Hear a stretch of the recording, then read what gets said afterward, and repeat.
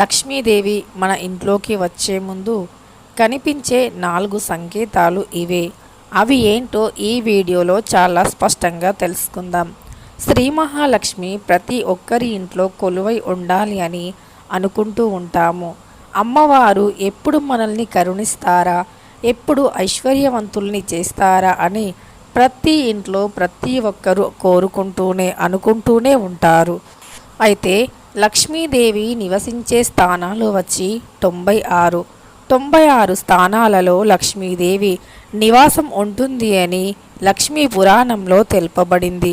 అయితే 96 స్థానాలలో ముఖ్య స్థానాలు ఏమిటి అంటే 1 పాలు, 2 పెరుగు, 3 రంగు, 4 పూలు, 5 దీపం, 6 పేదవారి హృదయం, 7 నీరు, 8 ఉప్పు, 9 గడప, 10 ఆవు, 11 గవ్వలు, 12 గోమతి చక్రాలు, 13 శంకు.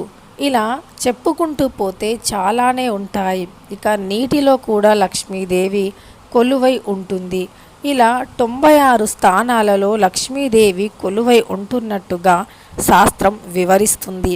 మరి లక్ష్మీదేవి తాము ముందే వచ్చాను అని తెలిపే సంకేతాలు ఏమిటో కూడా నారదునితో వివరించడం జరిగింది. మరి అవి కూడా ఏమిటో తెలుసుకుందాం. అమ్మవారి అనుగ్రహం ఉంటే చాలు లక్ష్మీదేవి కటాక్షంతో సిరి సంపదలు కలుగుతాయి. ఎందుకంటే క్షీరసాగర మదనం జరిగాక లక్ష్మీదేవి సముద్రంలో ఉద్భవించింది. ఇక లక్ష్మీదేవి రాకతో దేవతలు తాము పోగొట్టుకున్న బంగారం, వెండి, నగలు, డబ్బు వంటివి అన్నీ తిరిగి వచ్చాయి. అందువల్ల లక్ష్మీదేవి ధనానికి అధిపతి. అలానే కుబేరస్వామి కూడా ధనానికి అధిపతి.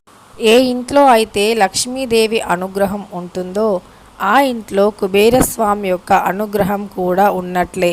అంతేకాదు లక్ష్మీదేవి ఇంట్లోకి వచ్చే ముందు కనిపించే సూచనలు, సంకేతాలను బట్టి మన ఇంట్లో కుబేరస్వామి కూడా తిష్ట వేసుకొని కూర్చున్నారు అని అర్థం. ఇక పెరుగు అనేది ప్రతి ఒక్కరి ఇంట్లో ఎప్పుడూ ఉండాలి. పెరుగు అనేది ఇంట్లో ఎప్పుడూ ఉండటం వల్ల మన ఇల్లు బాగా పెరుగుతుంది అని, సంపద కూడా బాగా పెరుగుతుంది అని పెద్దలు చెబుతూ ఉంటారు. అయితే లక్ష్మీదేవికి పూలు, పండ్లు, పసుపు, కుంకుమ, తమలపాకు అంటే చాలా చాలా ఇష్టం. వీటితో అమ్మవారిని పూజిస్తే తక్షణం అమ్మవారు కరుణిస్తారు. అమ్మవారికి కనకదార స్తోత్రం అన్నా, అష్టోత్రాలు అన్నా చాలా ఇష్టం. అవి చదివితే మన ఇంట్లో ఎంతటి దుష్టశక్తి, ఎంతటి జ్యేష్ఠాదేవి తిష్ట వేసుకొని కూర్చున్నా ఇంట్లో నుండి తక్షణం వెళ్ళిపోతుంది. ఇక జ్యేష్ఠాదేవి నివసించే స్థానాలు ఏమిటి అంటే జ్యేష్ఠాదేవికి దుర్వాసన అంటే చాలా ఇష్టం. ఇల్లు పరిశుభ్రంగా లేకపోవడం, పరిశుభ్రమైన దుస్తులు లేకపోవటం, సువాసన భరితమైన ఇల్లు లేకపోవటం, చీపిరి వంటివి పాడైపోయిన వస్తువులు ఎప్పుడు గుమ్మానికి ఎదురుగుండా పెట్టడం, ఇంట్లో పెద్ద పెద్దగా అరవటం, అనవసరమైన కారణాలకి గొడవలకి దిగటం వంటివి జ్యేష్ఠాదేవి రాకకి సూచన. జ్యేష్ఠాదేవి ఇంట్లోకి వస్తుంది అంటే అలాంటి సంకేతాలు కనిపిస్తాయి. ఇక అనునిత్యం తలస్నానం చేసి లక్ష్మీదేవిని పూజించాలి. పూజ గదిలో దీపాన్ని వెలిగించాలి. ఇలా చేస్తే ఆ ఇంట్లో నెగిటివ్ ఎనర్జీ కానీ, దుష్టశక్తి ప్రభావం కానీ ఉండదు. సూర్యోదయం అయ్యాక నిద్రలేస్తే లక్ష్మీదేవి ఆగ్రహిస్తుంది. బారెడు పొద్దెక్కే వరకు నిద్రపోతే లక్ష్మీదేవి అనుగ్రహం కాకుండా జ్యేష్ఠాదేవి యొక్క దుష్ప్రభావాలు కలిగి మీ జాతకంలో రకరకాల దోషాలు అనేవి పట్టుకోవడం జరుగుతుంది. చెడు దుష్టశక్తి ప్రభావాలు మిమ్మల్ని పట్టి పీడిస్తాయి. ఆరోగ్యపరంగా ఎంతో నష్టపోవలసి ఉంటుంది. కాబట్టి సూర్యోదయానికంటే ముందే నిద్ర లేవడానికి ప్రయత్నించండి. ఇక లక్ష్మీదేవి మరి మన ఇంట్లో తిష్ట వేసుకొని కూర్చుంది అని తెలిపే సంకేతాలు, లేదా లక్ష్మీదేవి మన ఇంట్లోకి త్వరగా వస్తుంది అని తెలిపే సంకేతాలు ఏమిటో తెలుసుకుందాం. ఇక ఉదయం నిద్ర లేవగానే వెంటనే ఎవరైతే పొట్టు తీచినటువంటి కొబ్బరికాయను చూస్తారో ఆ ఇంట్లో లక్ష్మీదేవి తిష్ట వేసుకుని కూర్చుంది అని అర్థం. అయితే లక్ష్మీదేవి ఆల్రెడీ వచ్చి ఇంట్లో తిష్ట వేసుకుంది అని తెలిపే సంకేతాలలో ఉదయం నిద్ర లేవగానే వెంటనే ఆవు దూడ కలిసి గడ్డిని మేస్తున్నట్టుగా కనిపించాలి. ఇలా ఉదయం లేచిన వెంటనే ఆవు దూడ గడ్డి మేస్తున్నటువంటి దృశ్యం చూస్తే గనక లక్ష్మీదేవి కొలువై ఉంది అని అర్థం. అలానే లక్ష్మీదేవి ఆవులో కొలువై ఉంటుంది అని మనమంతా నమ్ముతాం. గోసేవ చేస్తే అలాంటి వారికి పేదరికం సంభవించదు అని నమ్ముతూ ఉంటాము. గోమాత యొక్క పాలు కూడా ఎంతో పవిత్రమైనటువంటిది. ఏ పూజ వ్రతం చేసినా సరే గోమాత యొక్క పాలను పోసి నైవేద్యంగా చేస్తూ ఉంటాము.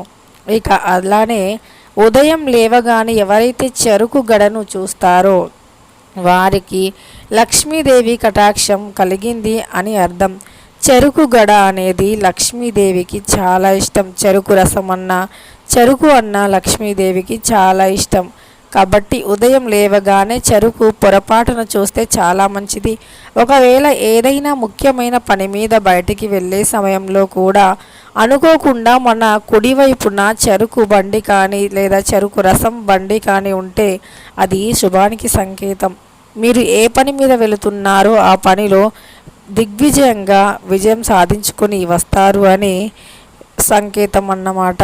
ఇక అలానే ఎలాంటి అగరవత్తులు వంటివి లేకపోయినా ఇల్లంతా సువాసన భరితంగా ఉంది అంటే అక్కడ లక్ష్మీదేవి తిష్ట వేసుకొని కూర్చుంది అని అర్థం. అలానే ఉదయం లేవగానే గుడ్లగూపను గనక చూస్తే లక్ష్మీదేవి రాకను తెలిపే సంకేతం అని గుర్తుంచుకోవాలి.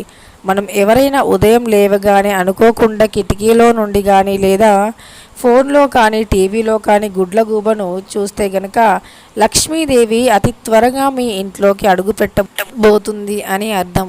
అయితే లక్ష్మీదేవి రాకను ఈ సంకేతాల ద్వారా తెలుసుకోవచ్చు. అంతేకాదు ఉదయం నిద్ర లేవగానే ఎవరైనా ఇల్లు ఊడుస్తున్నట్టు కనిపించినా కూడా లక్ష్మీదేవి కటాక్షం మీపైన ఉంది అని, అమ్మవారు అతి త్వరగా మిమ్మల్ని కరుణించి మీ ఇంట్లోకి రాబోతున్నారు అని గ్రహించుకోవాలి. ఎందుకంటే అమ్మవారికి పరిశుభ్రత అంటే చాలా ఇష్టం.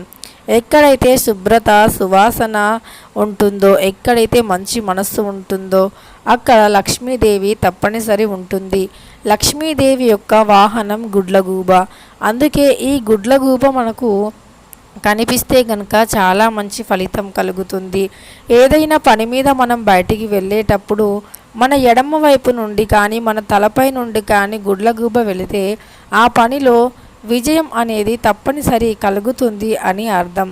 ఇక గుడ్లగూబ కనిపిస్తే చాలా మంచిది.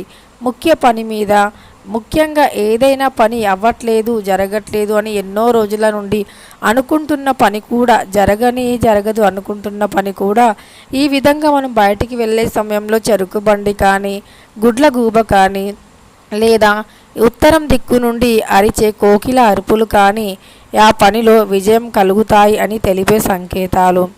ఉత్తరం దిక్కు నుండి కోకిల అరుపులు వినిపిస్తే చాలా మంచిది. అలానే మనం బయటికి వెళ్ళే సమయంలో కాకి నిండుగా కుండలో నుండి నీరుని తాగుతున్నట్టు కనిపించినా అది చాలా శుభసూచకం అని పండితులు చెబుతున్నారు. కాకి ఇంటి ముందు ఎక్కువగా అరుస్తున్నా కూడా ఇంటికి ఎవరో అతిథులు వస్తున్నారు అని అర్థం. అంతేకాదు కాకులు గుంపులుగా ఒక దగ్గర చేరితే గనుక అది అంత శుభపరంగా పరిగణించబడదు, కొంత అశుభకరమైనటువంటిదిగానే మన శాస్త్ర పండితులు తెలుపుతూ ఉన్నారు. అయితే తెలుసుకున్నారు కదా లక్ష్మీదేవి ఎలాంటి సంకేతాలు కనిపిస్తే ఇంట్లోకి వస్తుందో.